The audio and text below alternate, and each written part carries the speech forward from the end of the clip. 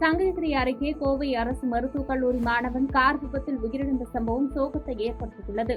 சேலம் மாவட்டம் சங்ககிரி அரசு மருத்துவமனை தலைமை மருத்துவ அலுவலர் சரவணகுமாரின் மகன் 23 வயதான கீர்த்திகுமார். இவர் கோவை அரசு மருத்துவக் கல்லூரியில் 4ஆம் ஆண்டு படித்து வந்தார். இந்நிலையில் கீர்த்திகுமார் காரில் சேலத்திலிருந்து சங்ககிரி நோக்கி வந்து கொண்டிருந்தார். அப்போது ஆவரங்கபாளையம் என்ற இடத்தில் காரின் பின்பக்க டயர் வெடித்ததில் கட்டுப்பாட்டை இழந்த கார் சாலையோரம் நின்ற கண்டெய்னர் லாரியின் பின்பகுதியில் மோதி விபத்துக்குள்ளானது. இதில் கார் அப்பளம் போன்று நொறுங்கியது. இந்த விபத்தில் கீர்த்திகுமார் சம்பவ இடத்திலேயே உயிரிழந்தார். தகவல் அறிந்து சம்பவ இடத்திற்கு வந்த சங்ககிரி போலீசார் லாரியில் சிக்கியிருந்த காரை பொதுமக்கள் உதவியுடன் மீட்டு அப்புறப்படுத்தி இடிபாடுக்குள் சிக்கியிருந்த மருத்துவக் கல்லூரி மாணவன் கீர்த்திகுமார் உடலை மீட்டு சங்ககிரி அரசு மருத்துவமனைக்கு அனுப்பி வைத்தனர். மேலும் விபத்து குறித்து விசாரித்து வருகின்றனர்.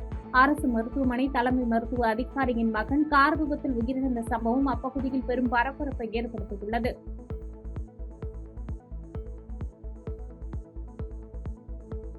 பாதகம் செய்பவரை கண்டால் நாம் பயங்கொள்ளலாகாது பாப்பா. மோதி மிதித்து விடு பாப்பா, அவர் முகத்தில் உமிழ்ந்து விடு பாப்பா. அண்மை செய்திகளை உடனுக்குடன் தெரிந்து கொள்ள இணைந்திருங்கள் இயம்நாடு தொலைக்காட்சியுடன்.